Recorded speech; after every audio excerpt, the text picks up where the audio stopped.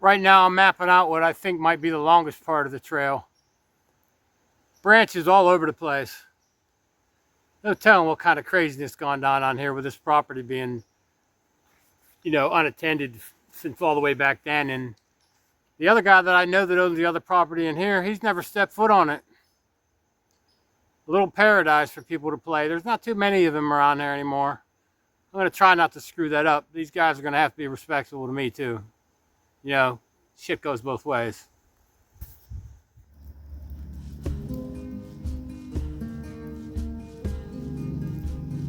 The growth down here is way more than what it was during the fall. I'm going to follow the way the animals go in here. That's what I learned as a kid. Follow the established trails that the animals make. Makes life a lot easier. There's that valley down in there. This is really steep. I think I found a natural animal trail.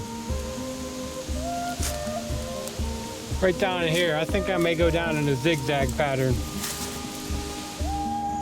Slowly zigzagging right down in there to where it levels off at. Creek is dry as hell.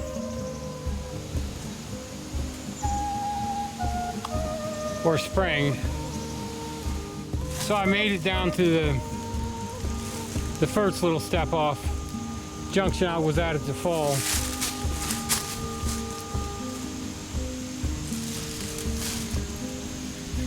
Took a little bit of a different route in. Even the little animals provided a way for me to get in.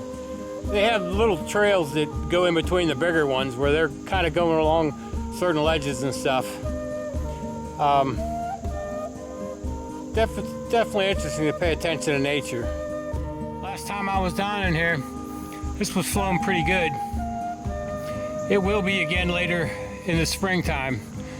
Depends on how much snow we get too. I forgot what type of tree that is.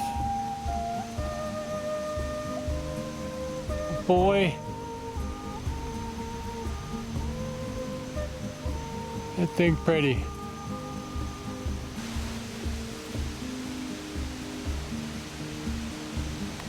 So at this other crossroads, there's a hill that leads straight up, and that looks like one hell of a bitch climbing up. And then slowly the trail whips up around up there, and it looks like they're both heading up in towards the same direction basically, with a little bit of a valley in between them. Once again, as I come to this, my gut's telling me to go left. And that climb up that hill sure looks intimidating. But that wind is whipping through here. I know that there's maybe rain coming in. Basically, I've came to this junction. Got to make a decision. I got a pretty large hill behind me. My knee and my ankle, boy, they're not really doing that great, but got to make a decision here. They say in life, if you do what's easy, your life will be hard. Think about that. Most people take the shortcut and do what's easy. I do believe you end up seeing that catches up with you later in life. Life doesn't become that easy. I've always had foresight and vision to try to block off what could possibly come ahead.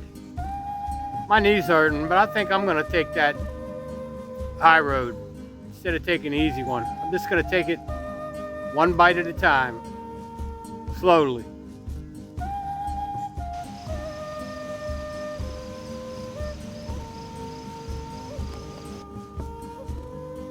Found this little work of Mother Nature halfway up that hill. Holy crap, that was one hell of a hike. My intuition was right. I came out right at the intersection of a power line.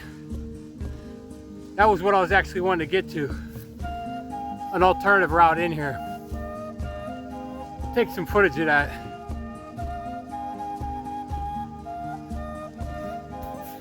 No pain, no gain. That's one section coming out.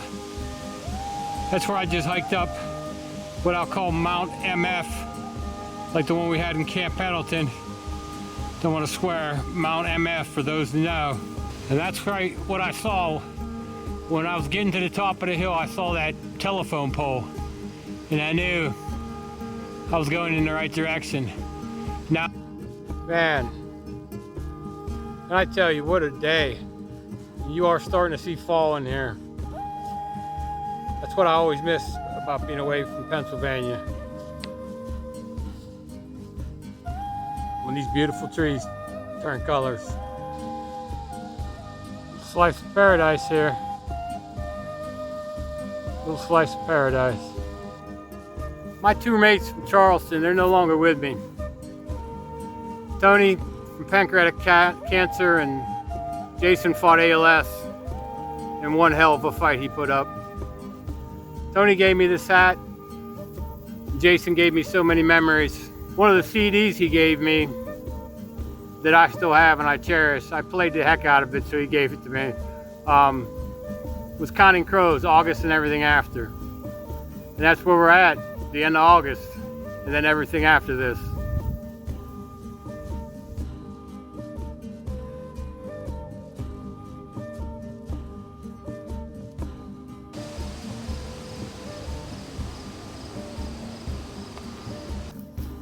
These are definitely prime hunting woods. I'm not a hunter. I think if I had to hunt, I know how. And you know, if I had to, I would, but I just ain't into killing anything. I'm not a tree hugger, but you know, I just have respect for life.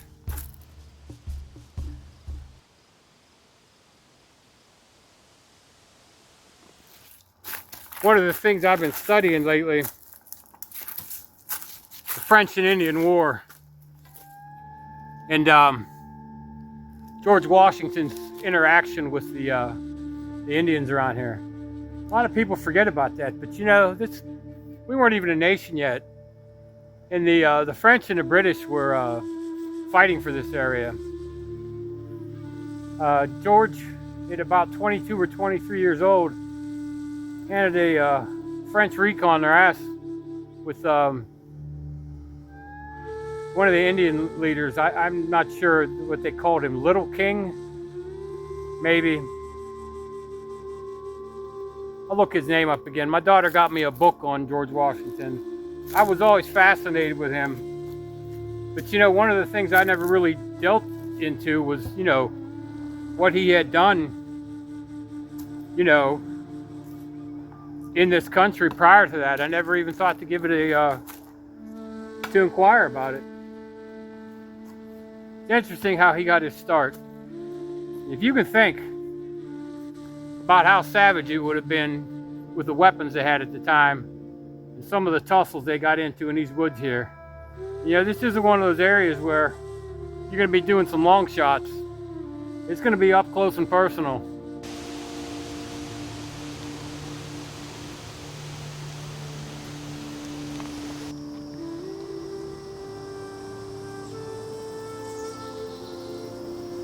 One of the things they would always teach the rangers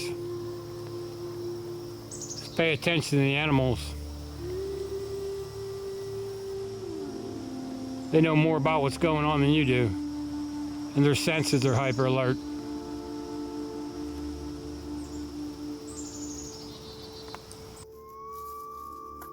One of the stories that I enjoy the most is about the American Indians, is about the code talkers. You know, that their language skills is what helped save our butt in World War II.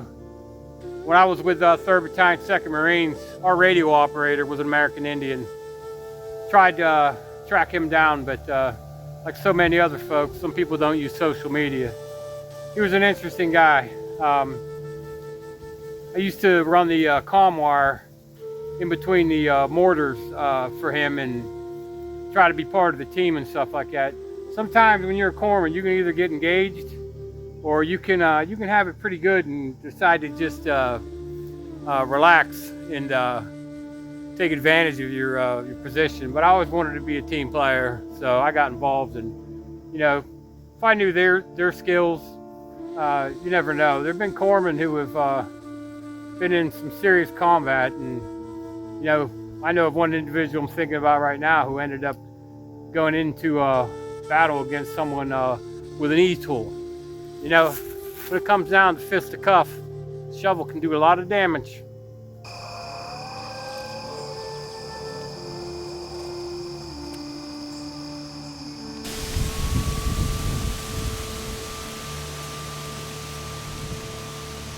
It's getting windy. I brought a poncho with me. It could rain. So beautiful.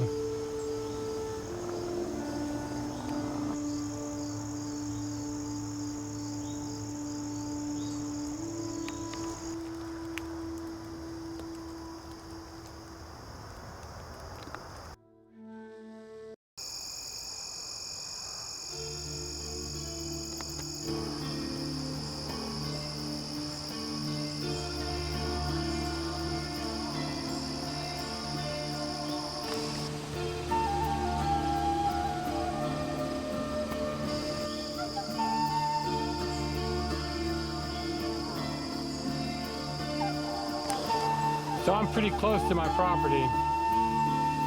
Once I hit that property, I'm gonna give it a quick look at and then head towards the highway. Then I'm done for the day. Backtrack out of here and be done. Using my tablet right now. I don't know what kind of video quality you use, but property's pretty much going uphill behind me.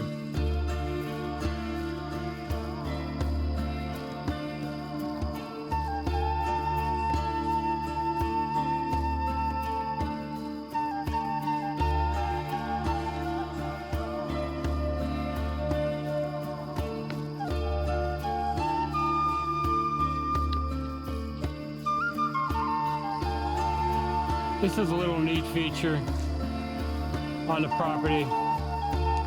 Like I said, it's mostly hillside. I'm down on it right now.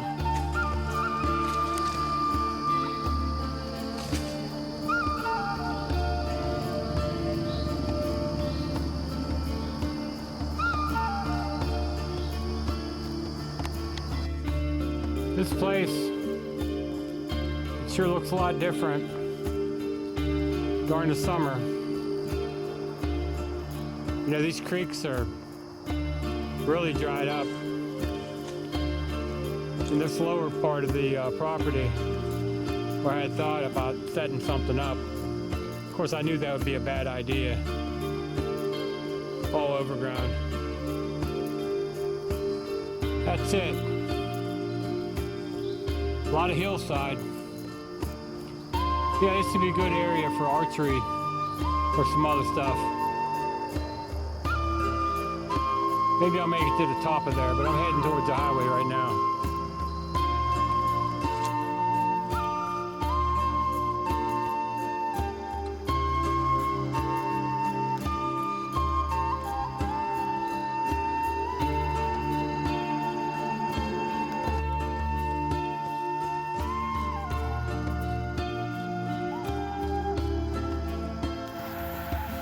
Right at the crest of that hill,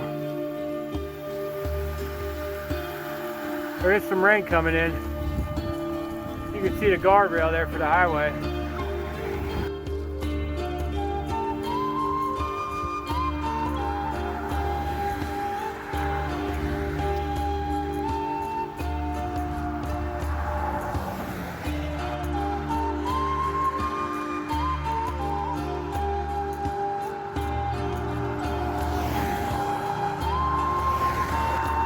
Well, I mapped out everything I wanted to.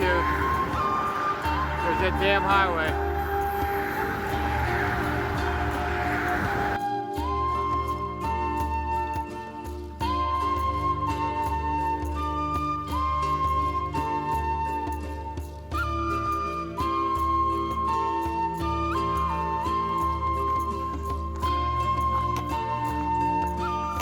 One heck of a workout.